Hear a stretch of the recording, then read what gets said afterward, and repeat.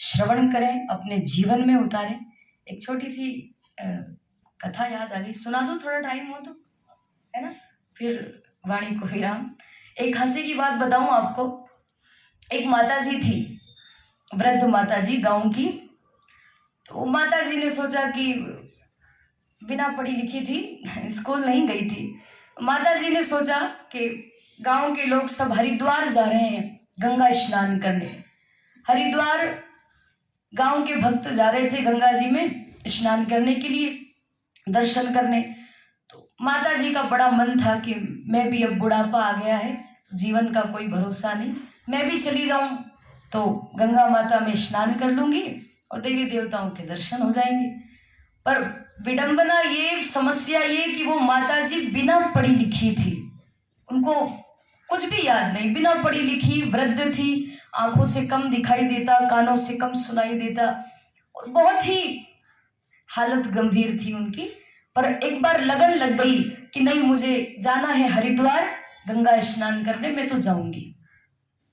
जैसे तैसे वो माता जी आई बस स्टेशन पर, और वहां से किसी ने कहा कि माता जी क्या, कहाँ जाना है आपको? उन्होंने कहा कि हरिद्वार जाना है। भैया बता दो टिकट कहाँ मिलेगी? वो बस की टिकट, बस में बैठना है। तो एक व्यक्ति ने कहा कि वो जो लाइन लग रही है टिकट की, आप उसी लाइन में खड़े हो जाओ, आपका नंबर आएगा तब आप टिकट ले लेना और बस में बैठ जाना। जैसे तैसे वो बेचारी लाइन में लगी, टिकट लिया। अब वो माता जी बिना पढ़ी लिखी थी, माता जी ने टिकट तो ले लिया पर उनको ये नहीं मालूम कि इसमें क्या लिखा है। अब वो लोगों से पूछे कि भैया ये टिकट तो ले ली, पर इस टिकट कौन सी बस में बैठूं, कौन सी बस है, कौन सी बस की टिकट है ये? तो टिकट देखी एक व्यक्ति ने और कहा कि वो सामने जो खड़ी है वहां जाकर, उसमें जाकर के बैठ जाओ। सामने बस खड़ी थी, माता जी वहां जाकर बैठ गई। अच्छा, एक और समस्या, बस को चलने में थोड़ा समय था, 15-20 मिनट की देर थी। तो कई जो पैसेंजर थे, कोई चाय पी रहा था होटल पर, कोई नाश्ता कर रहा था, यहाँ तक कि बस का ड्राइवर भी होटल पर बैठा बैठा चाय पी रहा था कि अभी थोड़ा समय। और माता जी को तो कुछ लेना देना था नहीं, तो वो तो बस में जाकर के बैठ गई, पहले नंबर की कुर्सी पर जाकर बैठी। अब उसी समय एक व्यक्ति आया और उसने माता जी से कहा कि ये माता जी यहां से उठो, ये सीट नंबर मेरा है। क्या कहा कि वो माता जी यहां से उठो, ये सीट नंबर मेरा है। क्योंकि वो जो टिकट लिया था माता जी ने, उस टिकट के पीछे माता जी का सीट नंबर लिखा था कि कौन से सीट पर माता जी को बैठना है। पर वो थी बिना पढ़ी लिखी, तो उन्होंने टिकट घुमा करके देखा नहीं और ऐसे ही बस में चढ़ गई, किसी भी सीट पर बैठ गई। अब जिस सीट का वो व्यक्ति था वो आया और उसने मेरी, तो बेचारी माता जी उठी, और वृद्ध तो थी, तो पास की बगल की सीट में जाकर के बैठ गई। फिर थोड़ी देर हुई, फिर कोई व्यक्ति आया, ओ माता जी यहां से उठो, ये सीट नंबर तो मेरा है। माता जी उठी, वो समझ नहीं पाई कि ये मुझे बार बार क्यों उठा रहे हैं, क्योंकि बिना पढ़ी लिखी थी, गांव की थी, इतनी समझ नहीं थी उनमें। तो वो उठी दूसरे नंबर की सीट से, और पीछे जो सीट थी वहां जाकर बैठ गई। ऐसे जहां जहां वो माता जी जिस जिस सीट पर बैठती, कोई ना कोई आकर के उनको उठा देता और माता जी फिर बगल की सीट में जाकर बैठ जाती। ऐसे 5-6 बार उनको उठाया गया। अब वो तो वृद्ध थी, इतनी बार उठी बैठी तो थक गई। हारी थकी वो माता जी फिर ड्राइवर की सीट पे जाके बैठ गई। ने वो जो स्टीयरिंग होता है ना, वो स्टीयरिंग पकड़ लिया और बैठ गई माता जी। अब माता जी तो बैठ गई कि इतनी बढ़िया सीट है और पकड़ने का साधन भी अच्छा है, ड्राइवर की सीट पर जाकर के बैठ गई। अब ड्राइवर होटल पर बैठा बैठा चाय पी रहा था। उस ड्राइवर ने देखा कि मेरी सीट पर तो कोई महिला बैठी है, तुरंत दौड़ लगा करके वो ड्राइवर आया और कहने लगा, ओ माता जी यहां से उठो, ये सीट तो मेरी है। माता जी कहने लगी कि रे बेटा बैठी रहने देना, अभी तो 5-6 जगह से मुझे उठाया है, बड़ी मुश्किल से तो ये सीट मिली है, और देख तो पकड़ने का साधन भी अच्छा है, बैठी रहने दे।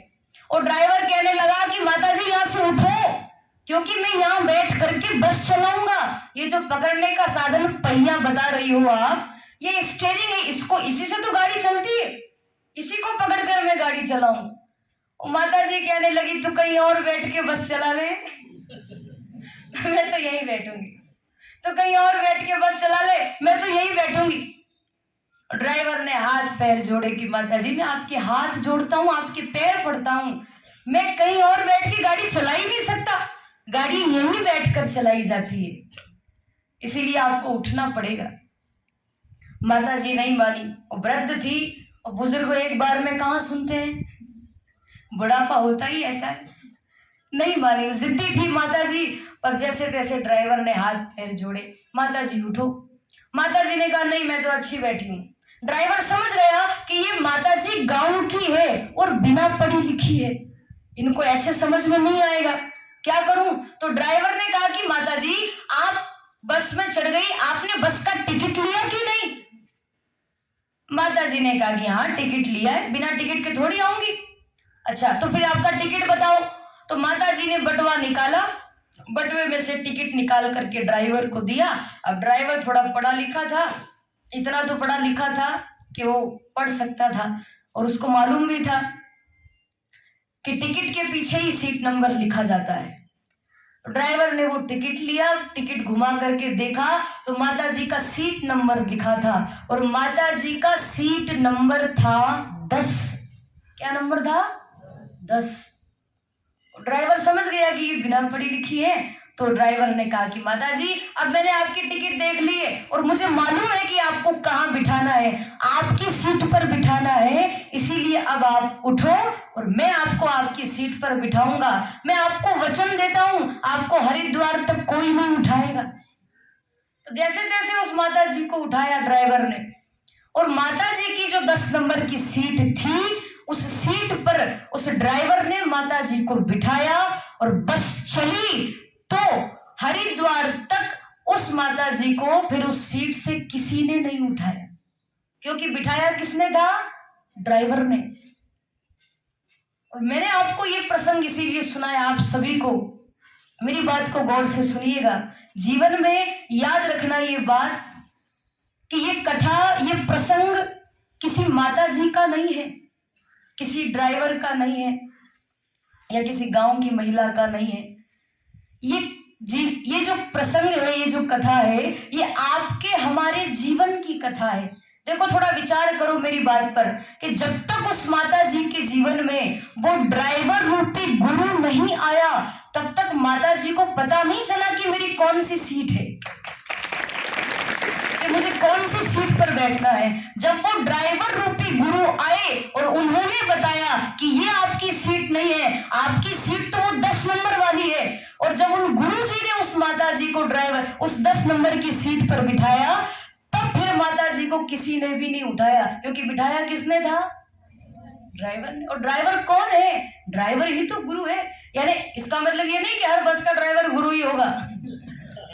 जिससे आपको हमको थोड़ी बहुत भी शिक्षा प्राप्त हो जाए, जिससे हमको कुछ सीखने को मिलता है, वही तो हमारे गुरु है।